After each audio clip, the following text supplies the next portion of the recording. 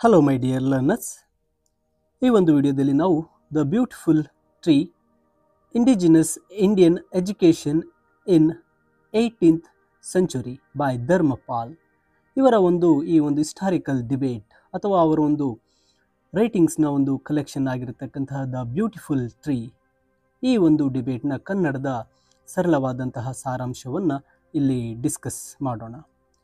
ಇಲ್ಲಿ 18ನೇ ಶತಮಾನದಲ್ಲಿ ಸ್ಥಳೀಯ ಭಾರತೀಯ ಶಿಕ್ಷಣದ ಬಗ್ಗೆ ಅವರು ಈ ಒಂದು ದ ಬ್ಯೂಟಿಫುಲ್ ಟ್ರೀನಲ್ಲಿ ಹಲವಾರು ಅಂಶಗಳನ್ನು ತಿಳಿಸಿರ್ತಾರೆ. ಈ ಅಂಶಗಳ ಕನ್ನಡದ ಸರಳವಾದಂಥ ಸಾರಾಂಶವನ್ನು ತಿಳಿಸ್ಕೊಡ್ತೇನೆ. ನಂತರ ಇಂಗ್ಲೀಷ್ ಸಮ್ಮರಿಯ PDF ವಿಡಿಯೋದ ಡಿಸ್ಕ್ರಿಪ್ಷನ್ನಿಂದ ನೀವು ಡೌನ್ಲೋಡ್ ಮಾಡಿಕೊಳ್ಳಬಹುದು. ಕನ್ನಡದಲ್ಲಿ ಕೇಳಿ ನಂತರ ಇಂಗ್ಲೀಷ್ನಲ್ಲಿ ಓದಿದಾಗ ನಿಮಗೆ ಸಂಪೂರ್ಣವಾಗಿ ಅರ್ಥ ಆಗುತ್ತೆ ಅಂತ ಭಾವಿಸ್ತಾ, ಈ ಒಂದು ಧರ್ಮಪಾಲ್ರವರ ಈ ಒಂದು ಡಿಬೇಟ್ನಲ್ಲಿ 18ನೇ ಶತಮಾನದ ಅಂತ್ಯ ಮತ್ತು 19ನೇ ಶತಮಾನದ ಆರಂಭದಲ್ಲಿ ಭಾರತದಲ್ಲಿ ಅಸ್ತಿತ್ವದಲ್ಲಿದ್ದಂತಹ ಇಂಡಿಜಿನಸ್ ಮೀನ್ಸ್ ಸ್ಥಳೀಯ ಶಿಕ್ಷಣ ವ್ಯವಸ್ಥೆಯ ಕುರಿತಾದಂಥ ಒಂದು ಬರಹಗಳ ಸಂಗ್ರಹವಾಗಿದೆ ದ ಬ್ಯೂಟಿಫುಲ್ ಟ್ರೀ. ಈ ಒಂದು ಶೀರ್ಷಿಕೆ ಇದು 1931ರಲ್ಲಿ ಮಹಾತ್ಮ ಗಾಂಧೀಜಿಯವರು ನೀಡಿದಂಥ ಭಾಷಣದಿಂದ ಸ್ಫೂರ್ತಿ ಪಡೆದಂತಾಗಿದೆ. ಆ ಭಾಷಣದಲ್ಲಿ ಗಾಂಧೀಜಿಯವರು ಭಾರತದ ಶಿಕ್ಷಣ ವ್ಯವಸ್ಥೆಯನ್ನು ಉಲ್ಲೇಖ ಮಾಡ್ತಾ ಹೇಳ್ತಾರೆ, ಬ್ರಿಟಿಷ್ ಅಧಿಕಾರಿಗಳು ಮಣ್ಣನ್ನು ಕೆರೆದು ಬುಡವನ್ನು ನೋಡಿದರು, ಆದರೆ ಆ ಬುಡವನ್ನು ಹಾಗೆಯೇ ಬಿಟ್ಟಿದ್ದರಿಂದ ಸುಂದರವಾದ ಮರವು ನಶಿಸಿ ಹೋಯಿತು ಅಂತ ಹೇಳ್ತಾರೆ. ಅಂದರೆ ಬ್ರಿಟಿಷ್ ಆಡಳಿತದಲ್ಲಿ ಭಾರತ ಒಂದು ಶತಮಾನದ ಹಿಂದಿಗಿಂತ ಹೆಚ್ಚಿನ ಅನಕ್ಷರಸ್ಥವಾಗಿತ್ತು ಎಂಬ ಗಾಂಧೀಜಿಯವರ ಹೇಳಿಕೆ ಸರ್ ಫಿಲಿಪ್ ಹಾರ್ಟೋಗ್ ಅವರೊಂದಿಗೆ ಗಂಭೀರ ಚರ್ಚೆಗೆ ಕಾರಣವಾಗುತ್ತೆ. ಢಾಕಾ ವಿಶ್ವವಿದ್ಯಾನಿಲಯದ ಮಾಜಿ ಕುಲಪತಿಯಾಗಿದ್ದಂಥ ಹಾರ್ಟೋಗ್ ಗಾಂಧೀಜಿಯವರ ಹೇಳಿಕೆಯನ್ನು ಪ್ರಶ್ನಿಸ್ತಾರೆ ಮತ್ತು ಸ್ಥಳೀಯ ಭಾರತೀಯ ಶಿಕ್ಷಣವು ವ್ಯಾಪಕವಾಗಿರಲಿಲ್ಲ ಅಥವಾ ಪರಿಣಾಮಕಾರಿಯಾಗಿಲ್ಲ ಅಂತ ಅವರು ವಾದಿಸಲು ದಾಖಲೆಗಳನ್ನು ಬಳಸ್ಕೋತಾರೆ. ಧರ್ಮಪಾಲ್ರವರು ಈ ಪುಸ್ತಕವನ್ನು ಬ್ರಿಟಿಷ್ ಆಳ್ವಿಕೆಯನ್ನು ಖಂಡಿಸಲು ಬರೆದಿಲ್ಲ, ಬದಲಿಗೆ ಆ ಅವಧಿಯಲ್ಲಿ ಭಾರತದ ಒಂದು ಸಮಾಜದ ವಾಸ್ತವಿಕತೆಯನ್ನು, ರಿಯಾಲಿಟಿ ಮತ್ತು ಅದರ ಸಂಸ್ಥೆಗಳು, ಸಾಮಾಜಿಕ ರಚನೆ ಮತ್ತು ಆರ್ಥಿಕತೆಯನ್ನು ಅರ್ಥ ಮಾಡಿಕೊಳ್ಳಲು ಪ್ರಯತ್ನ ಮಾಡಿದ್ದಾರೆ. ಈ ಒಂದು ದ ಬ್ಯೂಟಿಫುಲ್ ಟ್ರೀನಲ್ಲಿ ಭಾರತೀಯ ಸ್ಥಳೀಯ ಶಿಕ್ಷಣದ ನಾಶದ ಕುರಿತು ಬರೆದಂತಹ ಪಂಡಿತ್ ಸುಂದರ್ಲಾಲ್ ರವರಂತಹ ವಿದ್ವಾಂಸರ ಹಿಂದಿನ ಕೃತಿಗಳನ್ನು ಆಧರಿಸಿರುತ್ತೆ. 19ನೇ ಶತಮಾನದ ಆರಂಭದಲ್ಲಿ ಶಿಕ್ಷಣದ ಸ್ಥಿತಿಯನ್ನು ಸಮೀಕ್ಷೆ ಮಾಡಿದಂಥ ಬ್ರಿಟಿಷ್ ಅಧಿಕಾರಿಗಳ ಮೂಲ ದಾಖಲೆಗಳನ್ನು ಹೆಚ್ಚಾಗಿ ಈ ಒಂದು ಡಿಬೇಟ್ ಅವಲಂಬಿಸಿರುತ್ತೆ.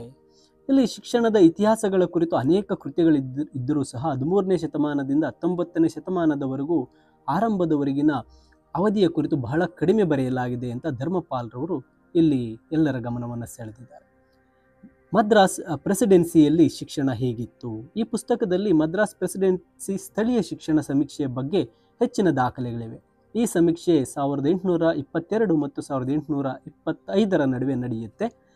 ಹಿಂದಿನ ಅಭಿಪ್ರಾಯಗಳು ಕೇವಲ ಊಹೆಗಳು ಎಂದು ಪರಿಗಣಿಸಲಾಗಿದ್ದರಿಂದ ಶಿಕ್ಷಣ ಸ್ಥಿತಿಯ ಬಗ್ಗೆ ನಿಖರ ಮಾಹಿತಿ ಪಡೆಯಲು ಗವರ್ನರ್ ಸರ್ ಥಾಮಸ್ ಮನ್ರೋ ಅವರು ಈ ಸಮೀಕ್ಷೆಗೆ ಆದೇಶ ನೀಡ್ತಾರೆ. ಈ ಸಮೀಕ್ಷೆ ಶಾಲೆಗಳು ಮತ್ತು ಕಾಲೇಜುಗಳ ಸಂಖ್ಯೆ, ವಿದ್ಯಾರ್ಥಿನಿಯರ ಸಂಖ್ಯೆ, ಅವರ ಜಾತಿಗಳು ಮತ್ತು ಶಾಲಾ ಅವಧಿ, ಶುಲ್ಕ, ಶಾಲೆಗಳಿಗೆ ಸಾರ್ವಜನಿಕರ ಒಂದು ದೇಣಿಗೆ, ದಾನ ಇದೆಯೇ ಇಲ್ಲವೇ ಎಂಬ ಕುರಿತಾದಂಥ ವಿವರವಾದ ಮಾಹಿತಿಗಳನ್ನು ಸಂಗ್ರಹಿಸಿರುತ್ತೆ. ಸಮೀಕ್ಷೆಯ ಫಲಿತಾಂಶಗಳು ಆ ಸಮಯದಲ್ಲಿ ಬ್ರಿಟನ್ನಲ್ಲಿ ಶಿಕ್ಷಣದ ಸ್ಥಿತಿಗಿಂತ ಕಡಿಮೆ ಎಂದು ಇಲ್ಲಿ ತೋರಿಸ್ತಾ ಇರುತ್ತೆ. ಅಷ್ಟೊಂದು ದೂರವಲ್ಲದ ಅವಧಿಯಲ್ಲಿ ಹೆಚ್ಚಿನ ಯುರೋಪಿಯನ್ ದೇಶಗಳು ಸಾಧಿಸಿದ್ದಕ್ಕಿಂತ ಉತ್ತಮ ಸ್ಥಿತಿಯನ್ನು ಸಹ ಈ ಸಮೀಕ್ಷೆ ತೋರಿಸುತ್ತೆ. 1823ರಲ್ಲಿ ಮದ್ರಾಸ್ ಪ್ರೆಸಿಡೆನ್ಸಿ ಜನಸಂಖ್ಯೆ ಸುಮಾರು 12 ಬಿಲಿಯನ್ ಇತ್ತು, ಆದರೆ 1811ರಲ್ಲಿ ಇಂಗ್ಲೆಂಡ್ನ ಜನಸಂಖ್ಯೆ ಸುಮಾರು 9.5 ಮಿಲಿಯನ್ ಇತ್ತು. ಇಲ್ಲಿ ಮದ್ರಾಸ್ ಪ್ರೆಸಿಡೆನ್ಸಿ ಶಾಲೆಗೆ ಹೋಗ್ತಾ ಇದ್ದಂಥ ಮಕ್ಕಳ ಸಂಖ್ಯೆ ಇಂಗ್ಲೆಂಡ್ನಲ್ಲಿ ಶಾಲೆಗೆ ಹೋಗ್ತಾ ಇದ್ದಂಥ ಮಕ್ಕಳ ಸಂಖ್ಯೆಗಿಂತ 2ರಷ್ಟಿತ್ತು. ಇಂಗ್ಲೆಂಡಿನಲ್ಲಿ ಹೆಚ್ಚಿನ ವಿದ್ಯಾರ್ಥಿಗಳು ಭಾನುವಾರ ಕೆಲವು ಗಂಟೆಗಳ ಮಾತ್ರ ಶಾಲೆಗೆ ಹೋಗ್ತಾ ಇದ್ರು. ವರದಿಗಳ ಪ್ರಕಾರ ದೇಶದ ಕ್ರಮವಾದಂತಹ ಆದರೆ ಸಾಮಾನ್ಯ ಬಡತನದಿಂದಾಗಿ ಶಿಕ್ಷಣವು ಅವನತಿ ಹೊಂದಿತು ಅಂತ ಹೇಳ್ತಾರೆ. ಇಲ್ಲಿ ಧರ್ಮಪಾಲ್ರವರ ಒಂದು ವರದಿಯ ಪ್ರಕಾರ ಯುರೋಪಿಯನ್ ಉತ್ಪಾದನೆಗಳ ಪರಿಚಯದಿಂದಾಗಿ ಉತ್ಪಾದಕ ವರ್ಗದ ಆರ್ಥಿಕ ಸಂಪನ್ಮೂಲಗಳು ಕಡಿಮೆಯಾಯಿತು ಮತ್ತು ಸ್ಥಳೀಯ ಸರ್ಕಾರಗಳಿಂದ ಯುರೋಪಿಯನ್ನರಿಗೆ ಬಂಡವಾಳ ವರ್ಗಾವಣೆಯಾಯಿತು. ಅವರು ಅದನ್ನು ಭಾರತದಲ್ಲಿ ಖರ್ಚು ಮಾಡ್ತಾ ಇರಲಿಲ್ಲ. ಹಿಂದಿನ ಹಿಂದೂ ಸರ್ಕಾರಗಳು ಕಲಿಕೆಗೆ ಬೆಂಬಲ ನೀಡಲು ಹೆಚ್ಚಿನ ಹಣ ಮತ್ತು ಭೂಮಿಯನ್ನು ದಾನ ಮಾಡಿದ್ದವು. ಆದರೆ 1820ರ ದಶಕದ ವೇಳೆಗೆ ಸಮೀಕ್ಷೆ ಮಾಡಿದಾಗ ಜಿಲ್ಲೆಗಳಲ್ಲಿ ಬಹಳ ಕಡಿಮೆ ಶಾಲೆಗಳು ಸರ್ಕಾರದ ಬೆಂಬಲವನ್ನು ಪಡಿತಾ ಇತ್ತು. ಶಿಕ್ಷಕರಿಗೆ 6 ಅಥವಾ 7 ರೂಪಾಯಿಯಷ್ಟು ಕಡಿಮೆ ಸಂಬಳ ನೀಡಲಾಗ್ತಾ ಇತ್ತು. ಇದು ಅರ್ಹ ವ್ಯಕ್ತಿಗಳನ್ನು ಆಕರ್ಷಿಸಲು ಸಾಕಾಗ್ತಾ ಇರಲಿಲ್ಲ ಅಂತ ಹೇಳ್ತಾರೆ. ಆದರೂ ಬ್ರಹ್ಮಜ್ಞಾನ, ಕಾನೂನು ಮತ್ತು ಖಗೋಳಶಾಸ್ತ್ರದಂತಹ ಉನ್ನತ ಜ್ಞಾನಗಳಲ್ಲಿ ಕಲಿಕೆಯನ್ನು ಕಲಿತ ಬ್ರಾಹ್ಮಣರು ತಮ್ಮ ಶಿಷ್ಯರಿಗೆ ಉಚಿತವಾಗಿ ಶಿಕ್ಷಣ ನೀಡ್ತಾ ಇದ್ರು ಅಂತ ಹೇಳ್ತಾರೆ. ಬಂಗಾಳ ಮತ್ತು ಬಿಹಾರದ ಕುರಿತು ಆಡಮ್ನ ವರದಿಗಳ ಬಗ್ಗೆ ಧರ್ಮಪಾಲ್ರವರು ಇಲ್ಲಿ ತಿಳಿಸ್ಕೊಳ್ತಾರೆ. ವಿಲಿಯಂ ಆಡಮ್ರವರು 1835 ನಡುವೆ ಬಂಗಾಳ ಮತ್ತು ಬಿಹಾರದಲ್ಲಿ ಶಿಕ್ಷಣದ ಸ್ಥಿತಿಯ ಕುರಿತು ನಡೆಸಿದಂಥ ವರದಿಗಳು ಇಲ್ಲಿ ಹೇಳ್ತಾರೆ. ಅವರು ಅತ್ಯಂತ ಪ್ರಸಿದ್ಧ ಮತ್ತು ವಿವಾದಾತ್ಮಕ ತೀರ್ಮಾನ ಏನಪ್ಪ ಅಂದರೆ, ಬಂಗಾಳ ಮತ್ತು ಬಿಹಾರದಲ್ಲಿ ಸುಮಾರು 1,00,000 ಹಳ್ಳಿಗಳಿದ್ದವು, ಅಂದರೆ ಪ್ರತಿ ಹಳ್ಳಿಯಲ್ಲಿ ಕನಿಷ್ಠ ಒಂದು ಶಾಲೆ ಇತ್ತು ಎಂದು ಅವರು ಅಂದಾಜಿಸಿದರು. ಆಡಮ್ ಸ್ಥಳೀಯ ಶಿಕ್ಷಣ ವ್ಯವಸ್ಥೆ ಮತ್ತು ಅದರ ಶಿಕ್ಷಕರ ಬಗ್ಗೆ ನಕಾರಾತ್ಮಕ ಅಭಿಪ್ರಾಯ ಹೊಂದಿದ್ರು. ವಿದ್ಯಾರ್ಥಿಗಳು ಮತ್ತು ಶಿಕ್ಷಕರ ಜಾತಿ ಸಂಯೋಜನೆ ಬಳಸಿದ ಪುಸ್ತಕಗಳು ಮತ್ತು ಅಧ್ಯಯನದ ಅವಧಿಯ ಕುರಿತು ಅವರು ವಿವರವಾದಂತಹ ಒಂದು ದತ್ತಾಂಶಗಳನ್ನು ನೀಡಿರ್ತಾರೆ. ಆಡಮ್ನ ವರದಿಗಳು ಈ ಶಾಲೆಗಳ ಪಠ್ಯಕ್ರಮದ ಬಗ್ಗೆ ವಿವರವಾದ ನೋಟವನ್ನು ಒದಗಿಸುತ್ತೆ. ಉದಾಹರಣೆಗೆ, ನಟ್ಟೂರು ಜಿಲ್ಲೆಯಲ್ಲಿ ಪಠ್ಯಕ್ರಮವನ್ನು ಕೃಷಿ ಮತ್ತು ವಾಣಿಜ್ಯ 2 ವಿಭಾಗಗಳಾಗಿ ವಿಂಗಡಿಸಲಾಗಿತ್ತು. ಕೃಷಿ ವಿಭಾಗದ ವಿದ್ಯಾರ್ಥಿಗಳು ಡೆಬಿಟ್ ಮತ್ತು ಕ್ರೆಡಿಟ್ ಖಾತೆಗಳನ್ನು ಇಡುವುದು, ಕಾರ್ಮಿಕ ಮೌಲ್ಯವನ್ನು ಲೆಕ್ಕ ಹಾಕುವುದು ಮತ್ತು ಭೂಮಿಯ ವಿಸ್ತೀರ್ಣವನ್ನು ನಿರ್ಧರಿಸುವುದನ್ನು ಕಲಿತಾರೆ. ವಾಣಿಜ್ಯ ವಿಭಾಗದಲ್ಲಿ ಅವರು ಸರಕುಗಳ ಮೌಲ್ಯ, ಹಣದ ಮೇಲಿನ ಬಡ್ಡಿ ಮತ್ತು ವಿನಿಮಯದ ಮೇಲಿನ ರಿಯಾಯಿತಿ ಲೆಕ್ಕಾಚಾರ ಮಾಡೋದನ್ನು ಕಲಿತಾರೆ. ವಿದ್ಯಾರ್ಥಿಗಳಿಗೆ ಮರಳಿನಲ್ಲಿ ಅಕ್ಷರ ಬರೆಯುವುದು ಮತ್ತು ತಾಳೆಗರಿಗಳ ಮೇಲೆ ರೀಡ್ ಪೆನ್ನಿಂದ ಬರೆಯುವುದನ್ನು ಕಲಿಸಲಾಗ್ತಾ ಇತ್ತು. ಶಾಲಾ ಅವಧಿ ಸಾಮಾನ್ಯವಾಗಿ 4 ರಿಂದ 8 ವರ್ಷಗಳಿತ್ತು. ಶಿಕ್ಷಕರಿಗೆ ಒಂದು ಮಾಸಿಕ ಭತ್ಯೆಗಳು ಅಂದರೆ ಸ್ಯಾಲರಿ ಮತ್ತು ಇತರ ಸವಲತ್ತುಗಳ ರೂಪದಲ್ಲಿ ಸರಾಸರಿ 7 ರೂಪಾಯಿಗಳಷ್ಟು ಸಂಭಾವನೆ ನೀಡಲಾಗ್ತಾ ಇತ್ತು. ಕುರಾನನ್ನು ಓದೋದಕ್ಕೆ ಮತ್ತೊಂದು ರೀತಿಯ ಶಾಲೆಗಳ ಬಗ್ಗೆಯೂ ಅವರು ಹೇಳಿದರು. ಅಲ್ಲಿ ಕತ್ ಮೌಲಾಗಳು ಎಂದು ಕರೆಯಲ್ಪಡುವ ಮುಸ್ಲಿಂ ಪೂಜಾರಿಗಳು ಕಲಿಸ್ತಾ ಇದ್ದರು. ಈ ಶಾಲೆಗಳ ವಿದ್ಯಾರ್ಥಿಗಳನ್ನು ಅದೇ ಹುದ್ದೆಗೆ ತರಬೇತಿ ನೀಡಲಾಗ್ತಾ ಇತ್ತು. ಆಡಮ್ರವರ ವರದಿಗಳು ಅವರ ವಿಮರ್ಶಾತ್ಮಕ ದೃಷ್ಟಿಕೋನವಿದ್ದರೂ ಸಹ ದೊಡ್ಡ ಜನಸಂಖ್ಯೆಯನ್ನು ತಲುಪುತ್ತಿದ್ದಂತಹ ವ್ಯಾಪಕ ಮತ್ತು ಕ್ರಿಯಾತ್ಮಕವಾದದ್ದು, ಆದರೆ ಅವನತಿ ಹೊಂದುತ್ತಿದ್ದ ಶಿಕ್ಷಣ ವ್ಯವಸ್ಥೆಯನ್ನು ಅದು ಚಿತ್ರಣ ನೀಡ್ತಾ ಇತ್ತು. ಇಲ್ಲಿಯ ಭಾರತದ ಸ್ಥಳೀಯ ಶಿಕ್ಷಣಕ್ಕೆ ಅವನತಿ ಮತ್ತು ಅದಕ್ಕೆ ಪರಿಣಾಮಗಳ ಬಗ್ಗೆ ಧರ್ಮಪಾಲ್ರವರು ಹೇಳ್ತಾರೆ. ಈ ಒಂದು ದ ಬ್ಯೂಟಿಫುಲ್ ಟ್ರೀ ಪುಸ್ತಕದ ಪ್ರಕಾರ ಸ್ಥಳೀಯ ಶಿಕ್ಷಣ ವ್ಯವಸ್ಥೆ ಕೇವಲ ವಿಸ್ತಾರವಾಗಿರಲಿಲ್ಲ, ಬದಲಿಗೆ ಆ ಸಮಯದಲ್ಲಿ ಇಂಗ್ಲೆಂಡಿನಲ್ಲಿದ್ದಂಥ ಬೋಧನಾ ವಿಧಾನಗಳಿಗಿಂತ ಉತ್ತಮವಾಗಿತ್ತು.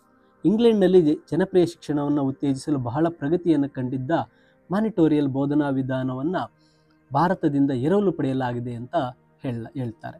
ಭಾರತದಲ್ಲಿ ಅಧ್ಯಯನದ ಅವಧಿ ಹೆಚ್ಚು ದೀರ್ಘವಾಗಿತ್ತು ಮತ್ತು ಅದರ ವಿಷಯವು 19ನೇ ಶತಮಾನದ ಆರಂಭದಲ್ಲಿ ಇಂಗ್ಲೆಂಡ್ನಲ್ಲಿ ಅಧ್ಯಯನ ಮಾಡಲಾಗುತ್ತಿದ್ದಂಥ ವಿಷಯಕ್ಕಿಂತ ಉತ್ತಮವಾಗಿತ್ತು ಅಂತ ತಿಳಿಸ್ತಾರೆ. ಆದರೆ ಬ್ರಿಟಿಷ್ ನೀತಿಗಳಿಂದ ಈ ವ್ಯವಸ್ಥೆ ಕ್ಷಿಪ್ರ ಅವನತಿಯಲ್ಲಿತ್ತು ಮತ್ತು ಲೇಖಕರು ಇದರ ಬಗ್ಗೆ ಆ ರೀತಿ ಹೇಳ್ತಾರೆ. ಅಂದರೆ ಬ್ರಿಟಿಷರ ಒಂದು ನೀತಿಗಳಿಂದಾಗಿ ಆ ಒಂದು ಶಿಕ್ಷಣ ತುಂಬ ಅವನತಿಯ ಕಡೆಗೆ ಹೋಗಿತ್ತು. ಈ ಅವನತಿಯು ಭಾರತೀಯ ಶಿಕ್ಷಣವನ್ನು ಉದ್ದೇಶಪೂರ್ವಕವಾಗಿ ಕಿತ್ತು ಹಾಕಿ ಅದರ ಸ್ಥಾನದಲ್ಲಿ ಬೇರುರಹಿತ ವ್ಯವಸ್ಥೆಯನ್ನು ಸ್ಥಾಪಿಸಿದ ಪರಿಣಾಮವಾಗಿದೆ ಅಂತ ಹೇಳ್ತಾರೆ. ಈ ನಾಶವು ಭಾರತಕ್ಕೆ ಹಲವಾರು ಪ್ರಮುಖ ಪರಿಣಾಮಗಳನ್ನು ಉಂಟು ಮಾಡಿತು. ಮೊದಲನೇದಾಗಿ, ಇದು ಭಾರತೀಯ ಜನರಲ್ಲಿ ಬೃಹತ್ ಪ್ರಮಾಣದ ಸಾಕ್ಷರತೆ ಮತ್ತು ಜ್ಞಾನದ ನಷ್ಟಕ್ಕೆ ಕಾರಣವಾಯಿತು. ಸಾರ್ವತ್ರಿಕ ಸಾಕ್ಷರತೆಯ ಆಧುನಿಕ ಪ್ರಯತ್ನಗಳು ಇನ್ನೂ ಇದನ್ನು ನಿವಾರಿಸಲು ಹೋರಾಡ್ತಾನೇ ಇದೆ. ಇನ್ನು ಎರಡನೇದಾಗಿ, ಸಮಾಜದ ಎಲ್ಲ ವರ್ಗದ ಜನರಿಗೆ, ಈಗ ಪರಿಶಿಷ್ಟ ಜಾತಿಗಳು ಮತ್ತು ಹಿಂದುಳಿದ ಜಾತಿಗಳು ಎಂದು ಕರೆಯಲ್ಪಡುವ ಜನರನ್ನು ಒಳಗೊಂಡಂತೆ ಯೋಗ್ಯ ಶಿಕ್ಷಣಕ್ಕೆ ಪ್ರವೇಶವಿದ್ದ ಸಾಂಪ್ರದಾಯಿಕ ಸಾಮಾಜಿಕ ಸಮತೋಲನ ಇದು ನಾಶ ಮಾಡಿತ್ತು ಅಂತ ಹೇಳ್ತಾರೆ. ಈ ಅವನತಿಯನ್ನು ಧರ್ಮಪಾಲ್ರವರು ಯುರೋಪಿಯನ್ ವಿಸ್ತರಣೆ ಮತ್ತು ಅದರ ಇತರ ನಾಗರಿಕತೆಗಳ ಮೇಲೆ ಬೀರಿದ ಪರಿಣಾಮಗಳ ಒಂದು ಸಂದರ್ಭ ಇರಿಸಿದ್ದಾರೆ ಅಂತ ಹೇಳ್ತಾರೆ. ಇತರ ಸಂಸ್ಕೃತಿಗಳನ್ನು ಅಧೀನಗೊಳಿಸುವುದರಿಂದ ಅಮೂಲ್ಯ ಜ್ಞಾನದ ವಿಘಟನೆ ಮತ್ತು ಕಣ್ಮರೆ ಸಂಭವಿಸುತ್ತೆ ಅಂತ ಹೇಳ್ತಾರೆ. ಬ್ರಿಟಿಷರು ತಮ್ಮ ಕಾರ್ಯಗಳ ಬಗ್ಗೆ ಟೀಕೆಗಳನ್ನು ಒಪ್ಪಿಕೊಳ್ಳಲು ಸಾಧ್ಯವಾಗಲಿಲ್ಲ ಮತ್ತು ಮಿಷನ್ ಭಾವನೆಯಿಂದಾಗಿ ಭಾರತದಲ್ಲಿ ಅಸ್ತಿತ್ವದಲ್ಲಿದ್ದಂತಹ ವ್ಯವಸ್ಥೆಗಳ ಒಂದು ಮೌಲ್ಯವನ್ನು ನೋಡಲು ಅವರಿಗೆ ಸಾಧ್ಯವಾಗಲಿಲ್ಲ ಅಂತ ಹೇಳಿ ದ ಬ್ಯೂಟಿಫುಲ್ ಟ್ರೀ ಪುಸ್ತಕದಲ್ಲಿ ತಿಳಿಸ್ತಾರೆ. ಅಂತಿಮ ಪರಿಣಾಮವೆಂದರೆ ವ್ಯಾಪಕವಾದಂತಹ ಕ್ರಿಯಾತ್ಮಕ ಶಿಕ್ಷಣ ವ್ಯವಸ್ಥೆಯ ಅವನತಿ ಮತ್ತು ನಾಶ. ನಂತರ ಅದರ ಸ್ಥಾನದಲ್ಲಿ ಬೇರೆ ಉದ್ದೇಶಗಳನ್ನು ಪೂರೈಸುವ ಅನ್ಯ ವ್ಯವಸ್ಥೆಯನ್ನು ಸ್ಥಾಪಿಸಲಾಯಿತು ಅಂತೇಳಿ ಧರ್ಮಪಾಲ್ರವರು ದ ಬ್ಯೂಟಿಫುಲ್ ಟ್ರೀ ಈ ಒಂದು ಡಿಬೇಟ್ ಅಥವಾ ಅವರ ಈ ಒಂದು ಪುಸ್ತಕದಲ್ಲಿ ಭಾರತದ ಒಂದು ಸ್ಥಳೀಯ ಭಾರತೀಯ ಶಿಕ್ಷಣದ ಕುರಿತಾಗಿ ತಿಳಿಸ್ಕೊಟ್ಟಿರ್ತಾರೆ. ಮೈ ಡಿಯರ್ ಸ್ಟೂಡೆಂಟ್ಸ್, ಇದು ಕನ್ನಡದಲ್ಲಿ ಆ ಸಾರಾಂಶವನ್ನು ತಿಳಿಸಿದ್ದೇನೆ. ಇಂಗ್ಲೀಷ್ ಸಾರಾಂಶ ನಿಮಗೆ ಬೇಕಾಗಿದ್ದಲ್ಲಿ PDF ವಿಡಿಯೋದ ಡಿಸ್ಕ್ರಿಪ್ಷನ್ನಲ್ಲಿ ನೀಡಿರ್ತೇನೆ, ಡೌನ್ಲೋಡ್ ಮಾಡಿಕೊಳ್ಳಿ. ಹಾಗೆ ಹೆಚ್ಚಿನ ಒಂದು ವಿಡಿಯೋಗಳನ್ನು, ಈ ಒಂದು ಸಮರಿಗಳನ್ನು ಕನ್ನಡದಲ್ಲಿ ಕೇಳೋದಕ್ಕೆ ತಪ್ಪದೆ ಲರ್ನ್ ಈಸಿಲಿ ಚಾನಲ್ಗೆ ಸಬ್ಸ್ಕ್ರೈಬ್ ಮಾಡ್ಕೊಳ್ಳಿ ಅಂತ ಹೇಳ್ತಾ, thank you for watching this video.